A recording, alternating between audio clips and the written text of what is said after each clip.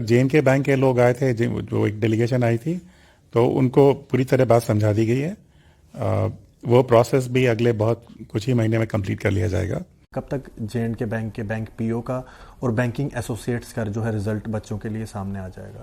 Actually मैं एक चीज़ बताऊँ आपको, जो पूरी एक्सरसाइज के लिए हम ही वरीड है कि हमने इस पूरे प्रोसेस के लिए काफ़ी एक्सपेंडिचर किया। मुझे लगता है कि इन सेवरल करोड्स हम भी चाहते हैं कि प्रोसेस जल्दी कंप्लीट हो जाए, लेकिन पिछले काफ़ी देर से आपको पता है कि थोड़ा नेटवर्क इशू है और अपने कैंडिडेट्स को कम्युनिकेट करने की कुछ प्रॉब्लम आएगी, उस वजह से थोड़ा सा हम निगरान हो रहे हैं। मैं आपको ये श्योर करता हूँ जब ये इंटरनेट वगैरह सारा कुछ रेस्टोर हो जाएगा, we will try to resolve this issue immediately. The ongoing process of recruitment for these posts by the bank shall stand scrapped. एक बार फिर से सुनिए सर, आपने ये कहा था ये चेयरमैन साहब है जो पीओ और बैंक एसोसिएट्स के जो एग्जाम हुए हैं वो बिल्कुल फेयर हुए हैं और लिस्ट जल्द निकल जाएगी, लेकिन क्रैश कर दिया गया और नोटिफिकेशन आज निकाल दिया गया। जो भी था हमने आज इन राइटिंग हर जगह कन्वे कर दिया है जी। इसके अलावा मैं कुछ नहीं बोल सकता। लेकिन सर दावे तो आप जल्दी होने वाली। लेकिन सर दावे तो आपने किए थे ना कि बहुत फेयर हुए एग्जाम, तो कहाँ गड़बड़ी होगी फिर? तो ये शिब्बर साहब जो जम्मू कश्मीर बैंक के चेयरमैन है, आपने सुना कि किसी तरह का कोई जवाब नहीं है इनके पास जो सवाल हमने किए हैं। हमने ये साफ कहा, मैंने पूछा इनसे, अभी आप भी सुन रहे होंगे, सुना आपने, मैंने इससे साफ पूछा कि आप ही ने दावा किया था कि एग्जाम बहुत जबरदस्त फेयर हुए हैं और आपने लिस्ट नहीं निकाली, तो कहते उसका मेरे पास कोई जवाब नहीं। गृह मंत्री के तौर पे जम्मू कश्मीर के विकास का जिम्मा आप पे है, वहाँ पर अब केंद्र का ही शासन चल रहा है। आगे का आपके हिसाब से अमित शाह जी, कश्मीर और जम्मू का रोड मैप क्या रहेगा?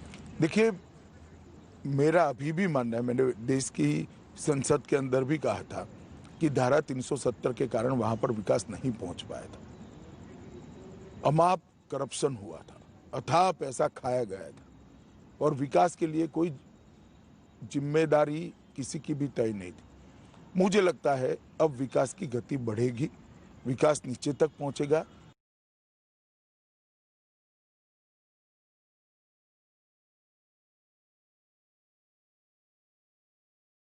उन्होंने सारा एग्जामिनेशन की प्रक्रिया ही स्क्रैप कर दी, जो गलत था। बच्चों को जस्टिस देना मेरा काम है। आईबीपीएस तो गड़बड़ नहीं ना करेगी, क्योंकि ये ऑनलाइन रिटर्न थे। ऑनलाइन, जब ऑनलाइन आईबीपीएस जैसी एजेंसी ने रिटर्न एग्जामिनेशन कंडक्ट किया है, उसी को जेके बैंक की वेबसाइट पर डाल दिया जाए, उसी को बेस बना के इस प्रक्रिया को आगे बढ़ाया जाए। जो हमारे फॉर्मर गवर्नर थे जम्मू कश्मीर के, सतपाल मलिक जी ने जो एक ऑडियो क्लिप आप बता रहे हैं, सतपाल मलिक साहब भी उस वक्त गवर्नर थे जब ये सारी प्रक्रिया पूरी हो गई थी। और यही बच्चे एक बार हमारे पास भी आए थे, मैंने उस वक्त भी सतपाल मलिक साहब से बात की थी। आप ये तो नहीं कह रहे कि उन्होंने गलत बोला, क्योंकि आपके ही मुताबिक वो आपके बंदे थे, आपके बंदे थे, बात बोली है ना, आपके बंदे थे और आपके बंदे ने अब इसका मतलब सच बोला। A massive controversy has erupted over Jammu and Kashmir BJP chief Ravindra Raina's statement over former state governor N.N. Vora. Ravindra Raina's video has triggered a huge storm, as in this video he is seen slamming the previous governor and is also heard saying that our governor, quote unquote, is now in power. Before we go across to our Jammu Bureau Chief Tejinder Singh Sodhi on this, let's listen in to that video.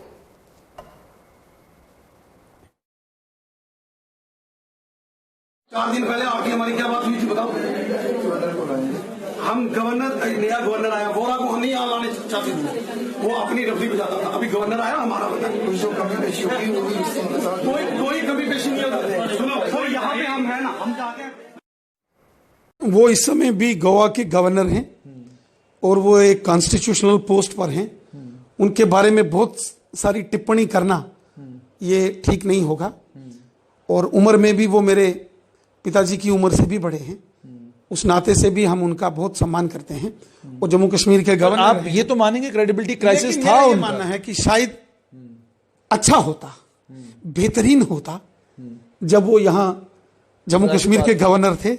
ये सारी बातों का निपटारा कर देते। तब उनको किसने रोका था? नहीं, तब फोन उठाते, तब इन बच्चों से फोन पे बात करते, या इनको घर बुला लेते, वहां पे डिनर पे, लंच पे, वहां बात करते। बिल्कुल। और हमने बहुत बार कोशिश भी की, कितना अच्छा होता।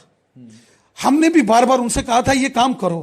तो उनके एक फोन उठा के जेके बैंक के चेयरमैन या फाइनेंशियल कमिश्नर उनसे बात करने में 1 मिनट में, या चीफ सेक्रेटरी को 1 मिनट में बोलते कि ये रिजल्ट निकालो, तो उनकी बात को कोई टाल सकता था क्या? गवर्नर साहब ने भी जो अब क्लियरली सामने रख दिया कि बहुत गलत कारणों से और सांप्रदायिक कारणों के आधार पे इन्होंने इसे कैंसिल किया। बैंक ने टोटल सिचुएशन को कम्युनलाइज कर दिया। जब आप सत्ता में थे आप क्यों चुप थे? और जब जेके बैंक का इतना बड़ा अन्याय जम्मू सूबे के युवाओं के साथ हो रहा था तो आप लोग कहां थे? 25 एमएलए जम्मू ने आपको दिए थे, 3 मेंबर पार्लियामेंट जम्मू ने आपको दिए थे। कहां थे आप लोग उस वक्त? क्यों चुप रहे? आप सत्ता में भी नहीं थे, या इसके पीछे कुछ और मंशा थी? ये भारतीय जनता पार्टी को क्लियर करना पड़ेगा। लोगों, they owe an explanation to the people of Jammu region, to the people of Jammu and Kashmir.